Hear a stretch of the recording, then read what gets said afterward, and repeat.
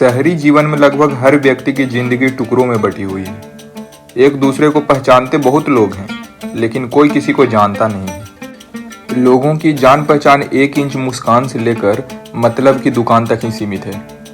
उस इंच भर के मुस्कान के आवरण में कितनी खुशी, कितना गम छुपा है, यह एक राज ही बना रहता है।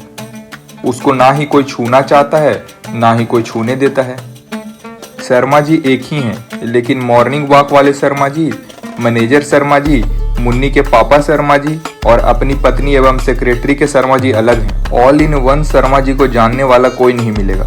यही यहाँ के जीवन शैली की विशेषता और विविधता है। रोज की तरह तेंदुलकर मैदान में मॉर्निंग वॉक करने वाले लोगों की भीड़ जुट चुकी थी। कोई दौड़ रहा था, कोई जॉगिंग कर रहा था, कोई स्ट्रेचिंग कर रहा था, कोई वॉक एंड टॉक में व्यस्त था। यह सिलसिला सुबह 5 बजे से शुरू होकर 8 बजे तक चलता है। लोग अपने समय अनुसार आते हैं और अपनी सुविधा अनुसार व्यायाम करके निकल जाते हैं। लेकिन 7 बजे से 8 बजे तक लोग अपने मनपसंद के ग्रुप में बैठकर अपने पसंद का वक्त अपने लिए बिताते हैं। यही वो लम्हा होता है जब उनका केवल स्व उनके साथ होता है और मैं कहीं दूर खड़ा इंतजार करता है। और जो लोग यहाँ भी मैं का चादर ओढ़े रहते हैं, वो आपको अकेले टहलते या किसी कोने में मुंह लटकाए मिल जाएंगे। इनमें से कुछ तो मात्र डॉक्टर के इंस्ट्रक्शन पर आते हैं और समझते हैं कि हम दुनिया पर एहसान कर रहे हैं। जॉगिंग ट्रैक के डिवाइडर पर ग्रेनाइट की पट्टी लगी हुई है। उसी पर लोग अपने ग्रुप में बैठकर अपने स्टेटस से इतर आनंद उठाते हैं। इन ग्रुप के बैठक को अलग अलग पॉइंट के नाम से जाना जाता है। भजन मंडली, पॉलिटिकल मंडली, स्पोर्ट्स मंडली, लाफ्टर मंडली, रोमियो पॉइंट और डॉग लवर्स। कुछ ज्ञानचंद और खबरचंद ऐसे हैं जो मौसमी पक्षी की तरह हर पॉइंट पर फुदकते फिरते हैं। यहाँ निगलते हैं और वहाँ उगलते हैं। मिश्रित प्रजाति के सामाजिक जंतु इस मॉर्निंग वॉक के हिस्सेदार और भागीदार हैं।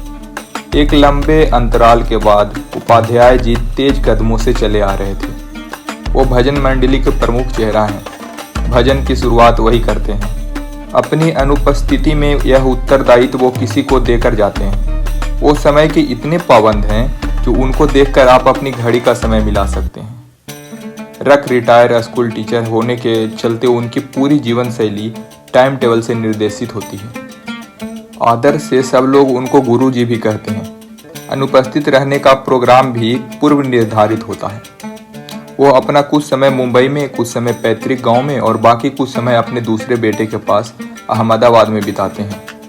रिटायरमेंट के बाद उनकी जिंदगी 3 टुकड़ों में विभक्त हो गई है, जिसका वो बड़े ही प्रेम और संतुलित अनुशासन से निर्वाह करते हैं। इस मंडली में अधिकतर रिटायर लोग ही हैं। अपनी जिंदगी की ढलती शाम को गहन रात्रि में बदलने का इंतजार कर रहे हैं। भजन के बाद सभी लोग अपने अनुभवों और वर्तमान के संघर्ष को एक दूसरे से साझा करते हैं। किसी भी जिज्ञासु के लिए इनका वार्तालाप एक जीवंत पुस्तक की तरह है। भजन मंडली को डॉग लवर्स पॉइंट के नेतृत्व करता रखने वालों के बीच बहस कटुता की सीमा तक पहुंच जाती है, लेकिन मैदान से बाहर सब लोग ऐसे मिलते हैं जैसे कुछ हुआ ही नहीं हो। पीठ मुड़ते ही बात खत्म, जज्बात खत्म, अगले रोज नया मुद्दा, नई बहस। रोमियो पॉइंट के अधिकतर सदस्य दूरस्थ इलाके से आते हैं ताकि उनके पहचान वाले के मिलने की संभावना नागण्य हो। उनका आपसी व्यवहार और बातचीत लगभग अश्लीलता की श्रेणी में फिट बैठता है, लेकिन उनमें से किसी का अपना बच्चा नहीं होता है। कोई भी उनसे पंगा नहीं लेना चाहता और उनको अनदेखा करता है। इसको वो लोग अपनी स्वकीर्तता समझ बैठे हैं। रोज की तरह आज भी गुरुजी भजन मंडली पॉइंट पर नियत समय पर पहुंचे और गणपति स्तुति के बाद श्री राम जय राम शुरू हो गया। फिर हनुमान चालीसा का 2 बार पाठ हुआ। उसके बाद तंबाकू घिसने और गप का सिलसिला शुरू हो गया। लेकिन गुरुजी ने यह अनुभव करा कि आज माहौल थोड़ा गंभीर और गमगीन है। चूंकि वह 2 महीने बाद जौनपुर से लौटे हैं, तो वो यहाँ की वस्तु स्थिति से अनभिज्ञ थे। उन्होंने अपने मित्र मौर्य से पूछा कि भाई क्या बात है, सब लोग गंभीर चिंता में थे। मेरी अनुपस्थिति में किसी के साथ कुछ ऊपर नीचे हुआ है क्या? मौर्य जी ने कहा कुछ खास नहीं, बस अपने वो पुरोहित जी थे ना गुरुजी। हाँ, क्या हुआ उनको? कहीं उनका विकेट तो नहीं चल गया? तभी मिश्रा जी बोले नहीं, वो ऐसी कोई बात नहीं है, लेकिन मामला उससे भी गंभीर है। पुरोहित जी और गुरु जी भजन मंडली के संस्थापक सदस्य थे। उन्हीं दोनों ने यह कार्यक्रम शुरू करा था और धीरे धीरे अन्य लोग जुड़ते चले गए। अतः गुरुजी का चिंतित होना स्वाभाविक था। मिश्रा जी ने बताया कि अब वो वृद्धाश्रम में रह रहे हैं और काफी दुखी हैं। भगवान बुढ़ापे में किसी को यह दीन ना दिखाए। लेकिन यह सब हुआ कैसे? गुरुजी ने कहा। उनकी पत्नी कहाँ चली गई? मिश्रा जी, पूरी कहानी तो उनके मौत के बाद ही शुरू हुई। पिछले महीने उनकी पत्नी का देहांत हो गया। उसके बाद वो एकदम से टूट गए। अब किसी से भी कुछ नहीं बोलते। बहुत दिन से वो नहीं आ रहे थे, तो उनका हालचाल जानने के लिए उनके घर गया तो पता चला कि उनका फ्लैट बिक चुका है और वो अब वृद्धाश्रम में रहते हैं। नए मकान मालिक को यह भी नहीं मालूम था। यह बात तो उनके पड़ोसी ने बताया। मैं उनको मिलने के लिए वहां गया, लेकिन उन्होंने कुछ भी नहीं बताया। ऐसा लग रहा था जैसे वो संज्ञा शून्य हो गए हैं। अतः मुझे उनकी इस स्थिति का वास्तविक कारण ज्ञात नहीं हो पाया। कुल मिलाकर उनकी हालत बहुत दयनीय है और कारण अज्ञात है। यह सब जानकर गुरुजी बहुत दुखी हुए और कल जाकर उनसे मिलने का निर्णय किया। संयोग से अगले दिन रविवार का दिन था, अतः पूरा दिन मुलाकात का समय था। उत्थान के राम भरोसे वृद्धाश्रम में गुरुजी 10 बजे पहुंच गए। उन्होंने पुरोहित जी से मिलने का आग्रह आश्रम का देखरेख करने वाले सकपाल से किया। सकपाल ने उनको उनके कमरे तक पहुंचने का रास्ता बता दिया। गुरुजी जब कमरे में पहुंचे तो देखा कि एक कमरे में 5 बेड लगा है और सभी बेड पर एक जैसे चादर और तकिया रखा है। यदि उनका रंग सफेद होता ना तो यह जगह हॉस्पिटल का एक वार्ड जैसा लगता। रूम में घुसते ही पुरोहित जी का बेड दिख गया। वो आंखें बंद कर तकिए के सहारे अर्धलेटी अवस्था में पड़े थे। गुरुजी उनके बिस्तर के करीब जाकर कुछ देर उनको देखते रहे और वो उसी अवस्था में पड़े रहे। गुरुजी ने जब उनका नाम लेकर अभिवादन किया तो उनकी निद्रा भंग हुई। अपने सामने गुरुजी को पाकर पुरोहित जी के सब्र का बांध टूट गया। वो उनसे लिपटकर छोटे बच्चे की तरह फपक कर रो पड़े। गुरुजी ने भी उनको जी भरकर रोने दिया ताकि उनका मन हल्का हो जाए। उनके बगल के बेड वाले बंगेरा ने कहा, तुम औरत के माफिक क्यों रो रहे हो? अभी तक अपनों के लिए जिया, अब अपने लिए जीना सीखो। लगता है तुम्हारा दोस्त है। तुम इसको लेकर क्राइंग पॉइंट पर चले जाओ और उससे बात कर अपना मन हल्का कर लो। यहाँ पर तुम्हारी बात सुनकर दूसरे लोगों के मनोबल पर असर पड़ेगा। फिर गुरुजी का हाथ पकड़कर वो बाहर आकर गार्डन के बरगद के नीचे बैठ गए। अब तक पुरोहित जी भी कुछ संयमित हो चुके थे। फिर गुरुजी ने कहा, तुम मुझे विस्तार से बताओ यह सब कैसे हुआ। तुमने मुझे बताने का जरूरत नहीं समझा। लहजा सख्त और शिकायती था जो सिर्फ एक दोस्त का ही हो सकता था। पुरोहित ने अपने हाथों से फिर से नम हो चुकी पलकों को पोंछकर गुरुजी के कंधे पर हाथ रखकर कहा, तुमको सब बताता हूँ यार। तुमको नहीं बताऊंगा तो किसको बताऊंगा? मेरे साथ जो भी हुआ वो मैंने किसी के साथ साझा नहीं किया। गुरुजी ने कहा, बता दे यार, तुम्हारा भी मन हल्का हो जाएगा। मेरे से जो भी होगा मैं तुम्हारी मदद करूंगा। पुरोहित, तुम्हारे जाने के कुछ दिन बाद मेरी पत्नी की तबीयत अचानक से खराब हो गई। उसको आईसीयू में डालना पड़ा, लेकिन वो मुझे हमेशा के लिए छोड़कर चली गई। बेटा बहू से मिलने की इच्छा भी पूरी नहीं हुई। जब तक वो थी मैं खुद को खुश नसीब समझता था। बेटे बहू अमेरिका में सेटल हैं।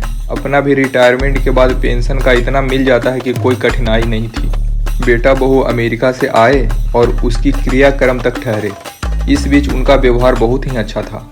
उन लोगों ने मुझे इस बात के लिए मना लिया कि मैं भी उनके साथ अमेरिका चल रहा हूँ।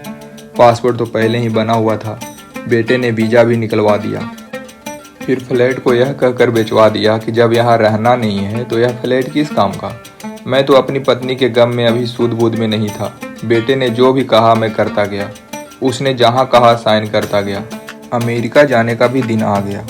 हम लोग एयरपोर्ट गए और वो दोनों अंदर चले गए, यह बोलकर कि कुछ मेरे वीज़ा में टेक्निकल इशू है, उसको रेक्टिफाई कराना है।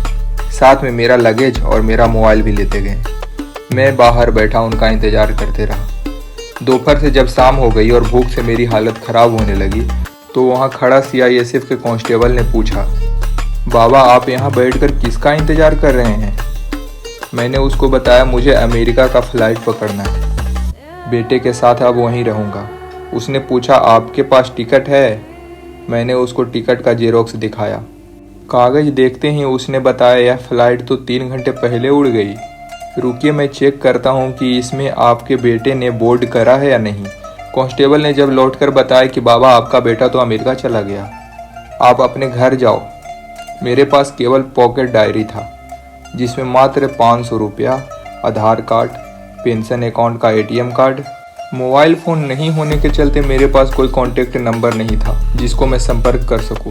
किसी तरह अपने बिल्डिंग में पहुंचा। मेरे फ्लैट पर नए मालिक का ताला लटक रहा था। मैं अपने पड़ोसी देसाई के घर गया। सारी बात सुनकर उसने मुझे खूब खरी खोटी सुनाई और कहा कि तुमने अपने हाथ से अपना हाथ काट लिया है। तुम्हारे पास मात्र वृद्धाश्रम का ही विकल्प बचा है। फिर अगले रोज मुझे यहाँ पर ले आया। तब से यहीं हूँ। अभी तक नहीं समझ पाया मुझसे गलती कहाँ हो गई। लगता है मेरे पिछले जन्म का पाप भुगतना है। आज मैं एक रोटी के लिए भारी हो गया। गुरुजी ने सांत्वना देते हुए कहा, भाई देखो, मनुष्य को जीवन में 4 प्रकार की रोटी मिलती है और इंसान को उन सब का सम्मान करना चाहिए और आभारी होना चाहिए। पुरोहित, मैं समझा नहीं। गुरुजी, मॉर्निंग वॉक से लौटते समय हनुमान जी के मंदिर में माथा टेककर मैं हमेशा कहता था कि भगवान मेरे ऊपर इतनी कृपा करना कि मुझे तीसरी रोटी से वंचित ना होना पड़े। तुम हमेशा पूछते थे कि क्या तुम्हारी बहू तुमको 3 ही रोटी खाने को देती है। मैं इस बात को टाल देता था। आज मैं तुमको उस प्रार्थना का मतलब बताता हूँ। पहली रोटी माँ के हाथ की होती है जिसमें ममता भरी होती है। खाने से पेट भर जाता है लेकिन मन नहीं भरता। दूसरी रोटी बीवी के हाथ का होता है जिसमें परस्पर प्रेम और समर्पण होता है और उससे पेट भी भरता है और मन भी तृप्त होता है। तीसरी रोटी बहू के हाथ की होती है जिसमें कर्तव्य का भाव होता है, उसमें स्वाद भी होता है और पेट भी भरता है। और चौथी रोटी नौकरानी के हाथ का होता है, इसमें प्यार और अपनापन का अभाव होता है तथा स्वाद का भरोसा नहीं रहता। इसीलिए हर किसी को माँ की पूजा और आदर करनी चाहिए, बीवी को प्यार और इज्जत देनी चाहिए, बहू को बेटी समझो और उसको सम्मान दो। यदि नसीब में नौकरानी के हाथ की रोटी खाने की नौबत आ जाए तो स्वाद की अपेक्षा मत रखो, केवल जीने भर खाओ ताकि बुढ़ापा आराम से कटे और उस हाथ का शुक्रगुजार रहो। कभी कभी बिना गलत हुए भी इंसान को अवांछित परिस्थिति का सामना करना पड़ता है। तुमने भी तो अपने गांव से संपर्क काफी पहले तोड़ लिया था। यदि वह सेतु आज जीवंत होता तो तुमको यहाँ आश्रम नहीं लेना पड़ता, क्योंकि गांव में आज भी इंसानियत बहुत हद तक जिंदा है और शायद ही किसी को वृद्धाश्रम में जाना पड़ता है।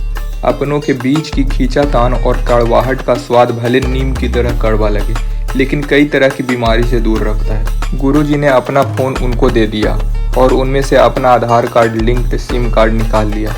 दूसरा सिम उसी में था लेकिन उस फ़ोन में उनके सभी कॉमन फ्रेंड का नंबर सेव था। तुम अब यहाँ पर ही खुश रहना सीखो। मैं और अपने भजन मंडली के मित्रगण समय समय पर मिलने आते रहेंगे। तुम यहाँ के लोगों को ही अपने परिवार की तरह समझ लो। आगे की यात्रा आसान रहेगी। जो बीत गई, जो बात गई, उनको छोड़कर आगे की यात्रा आनंदमय बनाने का प्रयास करो। तुमको इतना पेंशन तो मिलता ही है कि तुमको किसी प्रकार की तंगी नहीं होने वाली। पुरोहित जी ने मुस्कुराकर कहा, तुम्हारी बातों से मुझे बहुत राहत मिली है। मैं भी ईश्वर से प्रार्थना करूंगा कि तुम्हारी तीसरी रोटी आजीवन बनी रहे। तो दोस्तों, आपको ये कहानी कैसी लगी? अगर अच्छी लगी तो लाइक, शेयर और सब्सक्राइब जरूर करें। Thank you.